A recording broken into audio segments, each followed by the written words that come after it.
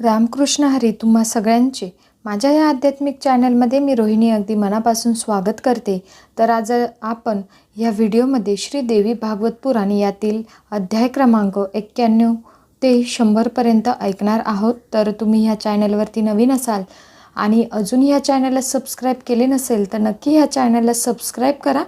तसेच video आवडल्यावर like करायला आणि शेअर करायला विसरू नका। तर मग सुरुवात करूया। 91 अध्याय ब्रह्मदेवांची राधा स्तुती।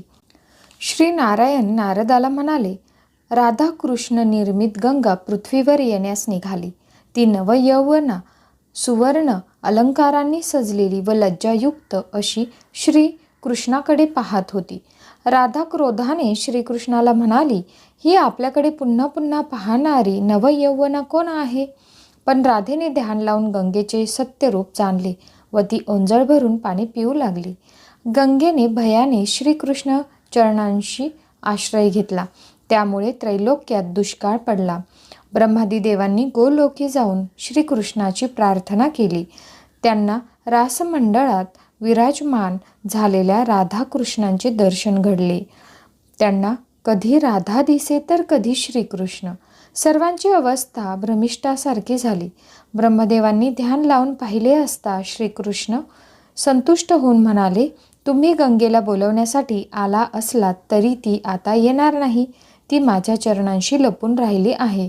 तेव्हा ब्रह्मादी देव तिची स्तुती करू लागली। हे माते भगवती, तुझी कन्या गंगा विश्वाला जीवनदायिनी होऊ दे, त्यामुळे सर्व सृष्टीचे कल्याण होईल। ती क्षीर समुद्राला मिळेल। ब्रह्मादी देवांच्या स्तुतीने राधाकृष्ण संतुष्ट झाले व गंगा प्रगट झाली। ती विश्वकल्याणासाठी धरित्रीवर येण्यास तयार झाली। शिवशंकरांनी तिला आपल्या मस्तकी धारण करण्याचे ठरवले। ब्रह्मदेवांनी तिला राधा मंत्राची दीक्षा दिली। राधापूजन स्तोत्र कवच व ध्यान करून गंगा वैकुंठी गेली। येथेच 91वा अध्याय समाप्त होतो। सुरुवात करूया 92वा अध्याय। तुलसी स्तव।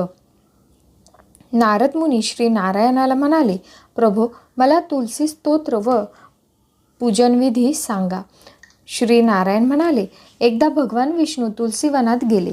स्नान संध्या करून त्यांनी मनोभावे तुलसी स्तोत्र गायन केले।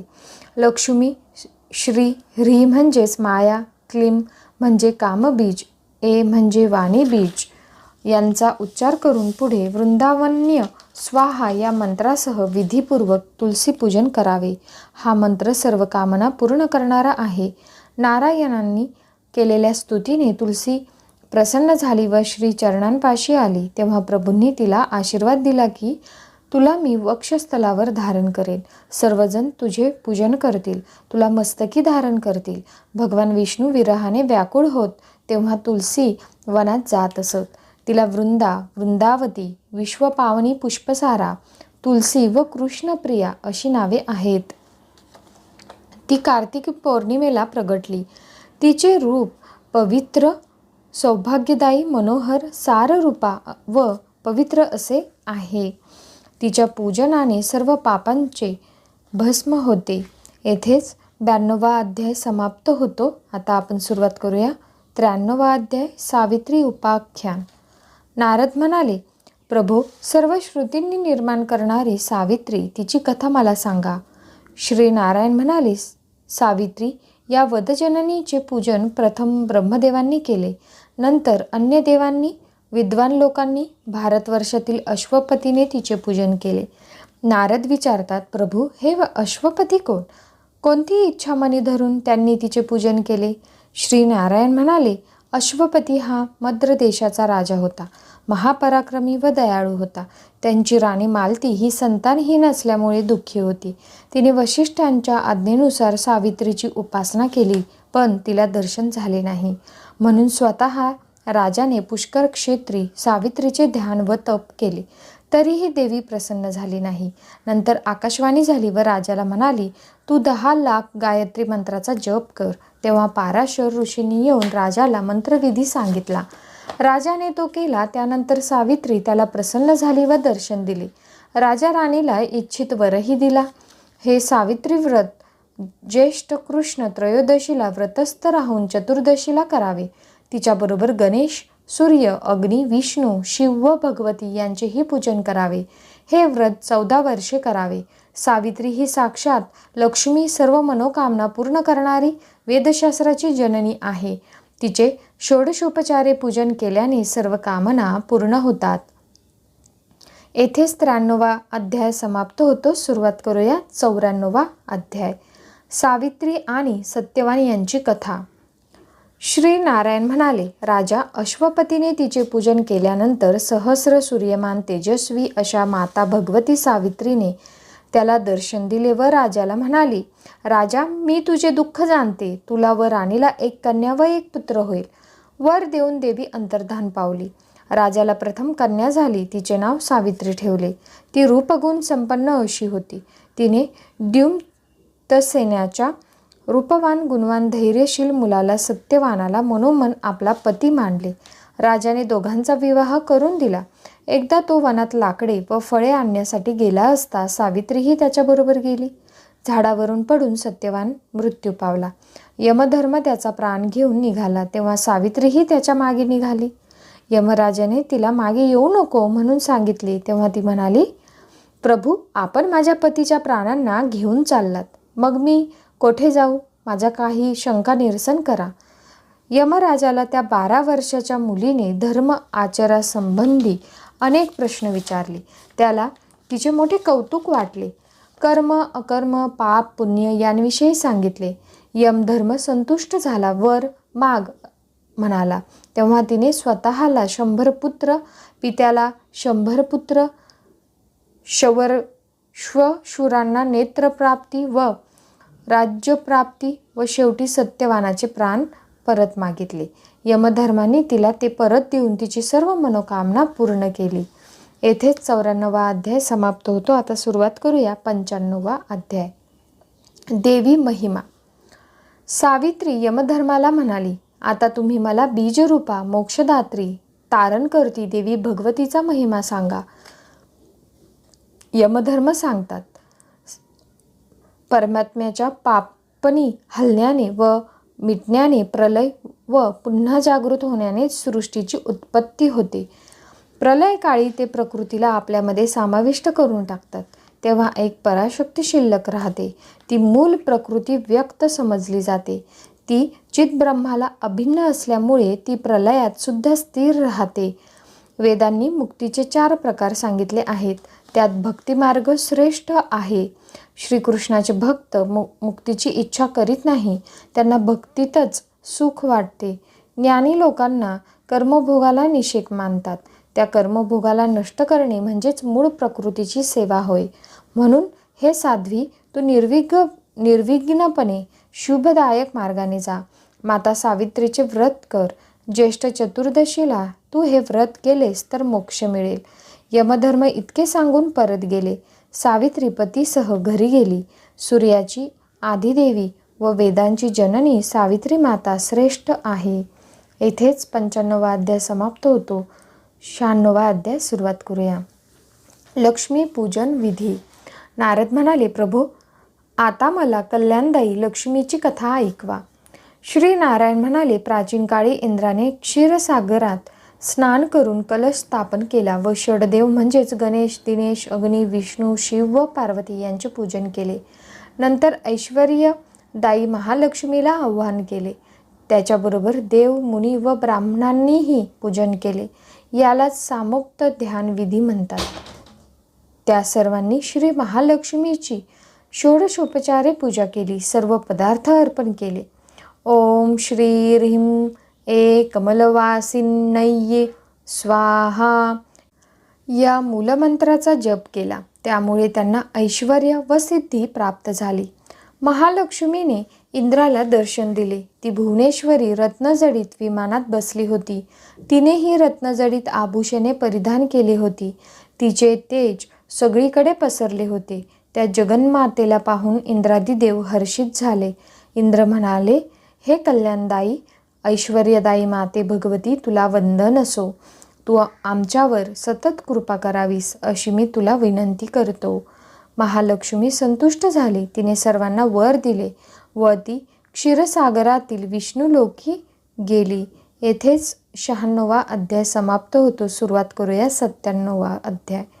षष्ठी देवीची कथा. नारद म्हणाले, प्रभो, षष्ठी अर्थात मंगलचंडी व मनसादेवी यांची कथा मला सांगा. श्री नारायण म्हणाले, स्वयंभू मनु यांचा पुत्र प्रियव्रत राजा महान योगी होता. त्याने विवाह न करण्याचा निर्णय घेतला होता, पण ब्रह्मदेवाच्या आज्ञेमुळे त्याला विवाह करावा लागला. त्याला संतानप्राप्ती झाली नाही. तेव्हा महर्षी कश्यपांनी पुत्र कामेष्टी यज्ञ करविला. मिळालेला प्रसाद राणी मालिनीला दिला. त्यामुळे राणी गर्भवती झाली, पण 12 वर्षे तिला बाळ झाले नाही. नंतर एका तेजस्वी पण नेत्र उलटे व मृत अवस्थेतील बालक जन्माला आले. राणी मालिनी त्याला पाहून मूर्छित झाली. मृत पुत्राला घेऊन राजा स्मशानात गेला. पुत्रासहित आपणही जीवन संपवावे असे त्याने ठरविले. इतक्यात तेथे विमानातून एक देवी आली. देवीला पाहताच राजाने तिला वंदन केले. देवी संतुष्ट होऊन म्हणाली, राजा दुःखी होऊ नको. मी ब्रह्मदेवाची मानसकन्या देवसेना आहे. तुझा पुत्र शमी जिवंत करून देईन. तो पुढे बलवान होईल. त्याचे नाव सुव्रत ठेव, असे सांगून देवी निघून गेली. राजाचा पुत्र जिवंत झाला. राजाला आनंद झाला. तेव्हापासून राजा प्रत्येक महिन्याच्या शुक्ल पक्षातील षष्ठीला देवीचा महोत्सव करू लागला. म्हणून बालक जन्माला आले की 6व्या दिवशी या देवीचे पूजन केले जाते. वडाच्या झाडाच्या मुळाशी या देवीची प्रतिमा ठेवून तिची षोडशोपचारे पूजा करावी. अष्टाक्षर मंत्राचा जप करावा. येथेच 97वा अध्याय समाप्त होतो. सुरुवात करूया 98वा अध्याय. मंगलचंडी कथा ऐकणार आहोत. श्री नारायण म्हणाले, नारद मुनी, आता मंगलचंडीची कथा ऐक. श्रुतींनी ही कथा सांगितली आहे. भूमिपुत्र मंगल याची अभिष्ट देवी म्हणून मंगलचंडी असे नाव या देवीला पडले. मनुवंशीय राजा मंगल 7 द्वीपांचा शासक होता. त्याने दुर्गादेवीचा एक अंश मानल्या गेलेला मंगलचंडीची उपासना केली. ही स्त्रियांची इष्टदेवी झाली. तिचे पूजन त्रिपुरासुर वधाच्या वेळी भगवान शंकरांनी केले. ह्रीं श्रीं क्लीं सर्वपूज्ये देवी मंगलचंडिके हुं हुं फट स्वाहा या 21 मंत्राचा जप केला. मंगळवारी या देवीचे पूजन केले जाते. आता सुरुवात करूया 99 अध्याय. मनसा देवीची कथा. श्री नारायण नारदांना मनसा देवीची कथा सांगू लागले. महर्षी कश्यपांची मनसा कन्या. तिने 3 युगे श्रीकृष्णाचे तप केले. 3 युगे. त्यामुळे ती शरीराने कृश झाली. तिला जरत्कारु नाव पडले. त्याचबरोबर जगतगौरी हेही नाव पडले.